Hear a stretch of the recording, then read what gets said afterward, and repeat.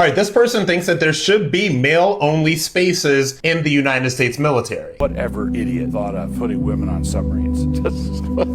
Well, what would you say to a female submariner who's been doing the job and kicking butt doing it? I'd say, yeah, we don't want you down here kicking butt. Why? Because I went to sea a couple of times. We were submerged for 2.5 months. Let's say 130 guys in a submarine with 3 women on it. Let's put 130 horny sailors and 3 women and submerge them out in the middle of the Atlantic for 2.5 months. What could go wrong? You have a patriarchal view of how society should be. Sure, there are certain places that ought to be male-only spaces, and combat is one of them. And being closed up in a submarine is another one. You can't split the difference on this sort of thing. So if you're going to have a submarine, you have to make a decision who's going to be on it. Either the egalitarian, secular egalitarian worldview will prevail, or a patriarchal Christian worldview. Somebody's going to have to decide. All right, so I'm going to tell you this, and I'm going to speak as a United States Army veteran who was a deployed combat infantryman. What infantry means is that it is male only.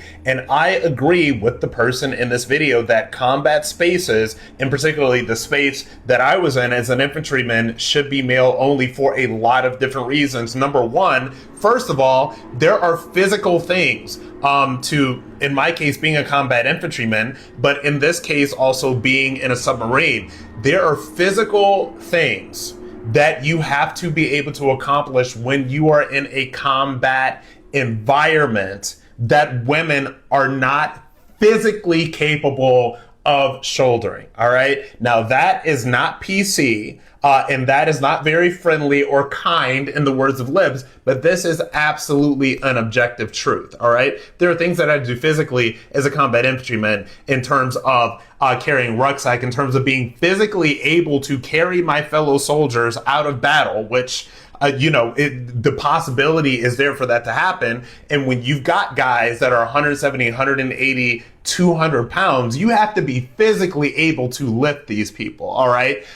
Should it come to that, there is no woman that is going to be able to do that. All right. Now, I'm not saying that women shouldn't be in the military. There are plenty of jobs that women can do in the military that they have been doing and that they have been doing quite well. But I think that when it comes to combat and when it comes to these combat specific positions, people need to start being a little less sort of like, pie in the sky liberal about all of this stuff. And we need to be a little bit more cognizant of the reality of these combat situations and the physical reality of the biological differences between men and women.